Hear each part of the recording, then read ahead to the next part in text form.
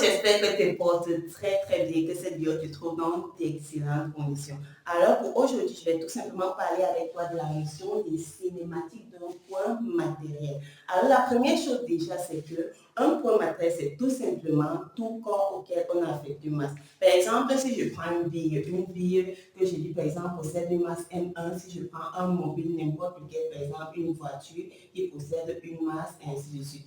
Donc, on étudie en fait des systèmes et c'est tout simplement les appeler des points matériels. Maintenant, lorsqu'on parle des paramètres, ce dont on s'intéresse, ce sont les paramètres cinématiques. On parle du vecteur position, du vecteur vitesse, du vecteur accélération. Et on verra en fait comment est-ce qu'on peut utiliser ces paramètres pour déterminer la nature d'un mouvement. Comment est-ce que tu peux utiliser ça pour déterminer la vitesse d'un instant quelconque grâce à l'exercice d'aujourd'hui. Et on va également parler de la notion d'équation de trajectoire, des équations horaires ou paramétriques. Ok, sans plus tarder, pour déjà commencer, il faut comprendre que tu as deux types de trajectoires. Donc, les mobiles qu'on étudie, que ce soit une bille, peu importe, un ressort, ainsi de suite, on a en fait deux types de trajectoires pour notre mouvement. Lorsqu'on dit la trajectoire, c'est l'ensemble de positions occupées par un mobile lorsqu'il se déplace bien par un point matériel, on va dire. Maintenant, prenons par exemple un car ou bien une voiture. J'ai ma voiture ici là qui va se déplacer sur une route horizontale. Dans ce cas de figure, on va tout simplement dire qu'on a fait une trajectoire rectiligne. Rectiligne pour tout simplement dire que c'est une droite. Donc, on parle de mouvement rectiligne, c'est-à-dire que la trajectoire, c'est une droite. Mais forcément, la droite est horizontale, elle peut être verticale. Par exemple, la chute libre d'un corps, la trajectoire. Donc, si tu as une bille ici qui tombe vers le sol, on a une trajectoire verticale, c'est tout simplement une droite. Elle se déplace de ce point vers ce point. Ou bien notre plan incliné qu'on a souvent l'habitude d'étudier. Si on a tout simplement notre corps ici, là, il se déplace une trajectoire rectiligne. Donc ça, ce sont les trajectoires rectilignes. Mais hormis les trajectoires rectilignes, tu peux tout simplement rencontrer les trajectoires curvilignes. Donc ça, ce sont les trajectoires rectilignes. Donc lorsqu'il dit curviligne, c'est par exemple les courbes. Donc c'est lorsqu'on a souvent cet enfant qui est sur une balançoire, qu'est-ce qu'il effectue? Un mouvement comme ceci. Donc ça, ce n'est plus une droite, il effectue, c'est tout simplement l'équation, par exemple, parabolique, ainsi de suite. Donc, on peut avoir ce type de trajectoire, ce sont les trajectoires curvilignes ou bien tout simplement les trajectoires sinusoïdales. Donc, ce sont les deux types de trajectoires, ce type de trajectoire rectiligne ou les trajectoires curvilignes. Maintenant, aujourd'hui, on va tout simplement s'intéresser aux paramètres cinématiques lorsqu'on a fait une trajectoire rectiligne. Et ensuite, on verra ceci prochainement dans une autre vidéo. Alors, pour expliquer cette notion, je vais tout simplement prendre l'exercice et à l'aide de l'exercice, on va tout simplement se rappeler certaines petites notions de cours. Alors, notre exercice nous dit ceci. On nous dit que les équations paramétriques d'un point matériel M d'un solide sont données dans le repère OIJK par x en fonction du temps, c'est 2t plus 1, y fonction du temps, c'est 0, z fonction du temps, c'est moins 5, t carré moins 4t moins 20. Ok. Alors, ceci, c'est tout simplement ce qu'on appelle l'équation horaire ou bien l'équation paramétrique horaire en fonction tout simplement du temps. Et ça, c'est tout simplement les coordonnées, bien l'expression en fonction du temps du vecteur position. Suppose de façon générale que tu as un point M qui est où se trouve ton mobile à un instant T quelconque. Par exemple, mon mobile peut se trouver ici à un instant T quelconque. Généralement, lorsqu'on dit le vecteur position, c'est tout simplement ce vecteur-ci, dès l'origine où se trouve notre mobile. Maintenant, on est dans un repère OIJK. Donc ici, on a tout simplement les coordonnées sur les trois axes. Et notamment, si j'ai par exemple un mobile qui se trouve uniquement ici, on va dire qu'il évolue tout simplement dans le plan Y, Z. Donc, le premier vecteur qui est le vecteur position, si on dit que j'ai un mobile une position M, on va tout simplement dire que c'est C, M. Supposons que sur l'axe des X, il a pour coordonnées un X, un Y, un Z, comme on a donné ici. Donc ici, c'est dit quoi? Celui-ci, c'est tout simplement X multiplié par I plus Y multiplié par J plus Z multiplié par K. Ok, je vais prendre un exemple juste ici. Supposons que je prends l'instant initial pour connaître quelle est exactement la position du départ du sucre solide ici. À l'instant initial, c'est où? C'est là où on a x t égale à 0. Ça veut dire que l'abscisse c'est 1. L'ordonnée à t égale à 0. L'ordonnée n'est pas fonction du temps. Ça veut dire qu'en fait, le mouvement du mobile ici se fait uniquement sur l'axe des x et l'axe des z. Donc, c'est un mouvement plat. Donc, ici, c'est 0. Et sur l'axe des z, si je remplace, j'aurai z à t égale à 0 qui égale à moins 20. Donc, à l'instant étant initial, mon solide se trouve où tu viens sur l'axe des x. Donc, ici, voici tout simplement 1 sur l'axe des y. Comme du moins, ça sera quelque part. Voici l'axe des z, pardon. Moins 20, ça sera quelque part ici. Donc, il n'y aura pas assez d'espace pour tracer. Donc, pour représenter juste ça, tu viens, tu mets les coordonnées 1, tu mets les coordonnées sur l'axe des y, c'est 0. Sur l'axe des ordonnées, voilà la partie positive. La partie négative, c'est tout simplement ici. Donc, ici, on aura moins 1, moins 2 jusqu'à moins 20. Donc, ici, ça, c'est tout simplement l'équation horaire de notre mouvement. Donc, ça donne les coordonnées, en fait, du vecteur position en fonction du temps. Maintenant, à la question A, on va déterminer les coordonnées de son vecteur vitesse. Ok. Maintenant, si on a l'équation horaire en fonction du temps, la vitesse, c'est tout simplement quoi? Lorsqu'on dit par exemple que je suis la vitesse moyenne, c'est tout simplement, on sait que la vitesse, la distance parcourue sur le temps. De façon générale, ici, on a plutôt à faire en fonction du temps. Donc, on va plutôt parler de la vitesse instantanée. Et pour trouver tout simplement la vitesse instantanée, c'est tout simplement la dérivée de ceci. Donc, si je veux la vitesse, je vais tout simplement dire ce vecteur position. Je vais dire que le vecteur vitesse, ça serait tout simplement quoi? Je dérive ceci, ensuite je dérive ceci et je dérive tout simplement le dernier. Donc, chaque fois que vous savez déjà le vecteur position en fonction du temps, à la question 1, je veux le vecteur vitesse. Donc, on va tout simplement dire quoi?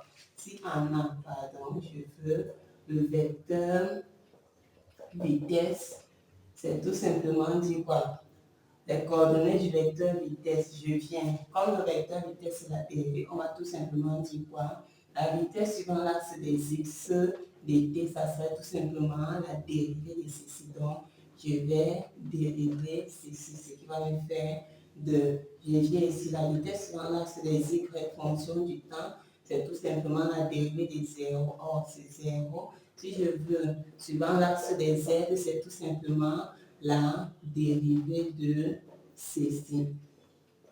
Donc, ceci va tout simplement nous faire moins le t moins le 4. Voici tout simplement, on va donc les coordonnées de notre vecteur vitesse, ça sera quoi?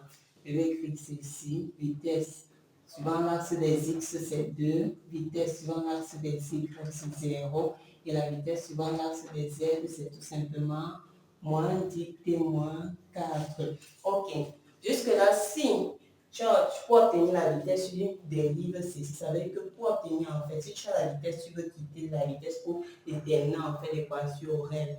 Donc, tes x et y en fonction du temps, tout ce que tu as fait, c'est tout simplement trouver les primitives de chacun de ceux-ci. Donc, ici, par exemple, tu vas dire quoi? La primitive des deux, ça serait quoi?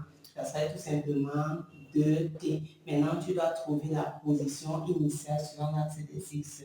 La primitive de ceci, ainsi de suite, la primitive de ceci. Maintenant, à la question B, on dit que pour cette vitesse à t égale à 0,5 secondes. Ok. Si on dit que vaut cette vitesse, avec ce qu'on cherche juste la norme, pas le vecteur vitesse, que vaut la vitesse. N'oubliez pas qu'on a dit quoi? Si j'ai tout simplement coordonné comme ceci et que je veux tout simplement la distance, qu'est-ce que je sais? On va dire que la norme du vecteur vitesse est tout simplement racine. Tu fais l'abscisse au carré, l'ordonnée plus, donc chaque coordonnée au carré. Donc ici, si on dit à t, si je veux la vitesse à l'instant, t égale à, donc ici j'ai t égale à 2,5 secondes. La première des choses, tu dois trouver les coordonnées de la vitesse avec l'instant de temps précis. Pour ça, partout là où il y a t, tu remplaces par 2,5. C'est-à-dire quand je viens, je vais dire Sur l'axe des X à 2,5 secondes, j'aurai 2, parce que ce n'est pas fonction du temps. Sur l'axe des Y à 2,5 secondes, j'aurai toujours 0. Maintenant, sur l'axe des Z à 2,5 secondes, j'aurai quoi? J'aurai tout simplement moins 10. Ça, oui, à t, je remplace par 2,5 moins le 4. Alors, ceci va faire moins 25 moins le 29. Maintenant, comme c'est la norme que l'on veut, c'est la vitesse avec un ensemble de temps précis, je vais donc dire que la vitesse par 2,5, ça sera quoi? Je dis racine de abscisse au carré, j'ai ceci au carré, plus le moins 29 au carré. Alors, ceci va tout simplement te faire 29,0, donc on va rajouter à 0,7. Donc, ici, on va tout simplement dire que voici la vitesse, 29,07 mètres par seconde. Voici la vitesse. Ok. Lorsqu'on parle de la position, donc si je veux la position d'un centre précis, par exemple, si je veux la position à t égale à 1, tu viens tout simplement, tu remplaces par t par 1. Lorsque tu trouves les coordonnées, tu vas tout simplement dire la position, ça sera quoi? X carré plus y carré plus z carré. Comme on a appliqué ici. Maintenant, l'unité, lorsqu'on parle tout simplement de ceci, ça s'exprime en mètres. Ici, c'est mètres par seconde. Maintenant, si on nous demande de déterminer les coordonnées du vecteur accélération et de déduire sa norme. Alors, si je parle du vecteur accélération, on a dit quoi? Pour trouver donc le vecteur accélération, tout ce que vous faites, c'est tout simplement de dériver ceci. Donc, si je veux le vecteur accélération, si j'appelle ça A, ça serait tout simplement x point suivant l'axe des y. Donc, lorsqu'on met le point ici, c'est pour dire que je dérive une fois, ça je dérive deux fois, et ça je dérive aussi deux fois. Et bien sûr, si je veux la norme, je fais la même chose. La norme, c'est quoi? C'est tout simplement le ceci au carré plus au carré plus z au carré.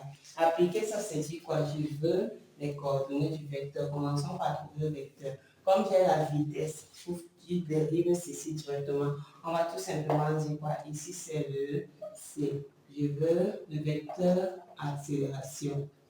Alors, si je veux le vecteur accélération, je vais tout simplement dire quoi? Je dérive. On va dire que l'accélération suivant l'axe des x, c'est je dérive ceci, ça fait 0. Suivant l'axe des y, je dérive ceci, ça fait 0. Suivant l'axe des z, je vais tout simplement dériver ceci, ça va me faire moins 10. Maintenant, si je veux la norme, j'applique tout simplement ceci. Je vais donc dire que la norme de l'accélération, c'est dit quoi? J'aurai ceci au carré, plus ceci au carré, plus le dernier au carré. Donc, ça va tout simplement faire 10. Et l'unité ici, c'est tout simplement le mètre par seconde au carré. Mètre par seconde au carré. L'accélération, c'est encore dit quoi? L'accélération, c'est tout simplement ici. La vitesse, c'est quoi? La vitesse, c'est la distance parcourue sur le temps, ou bien de façon générale, c'est la dérivée de la distance sur le temps, tandis que ici, donc on va dire que c'est OM sur le delta T. Ici, l'accélération, c'est maintenant la vitesse sur le temps, mais l'accélération moyenne, donc de façon, l'accélération instantanée, on va tout simplement dire que c'est la dérivée de la vitesse par rapport au temps, d'eau de mètres par seconde au carré.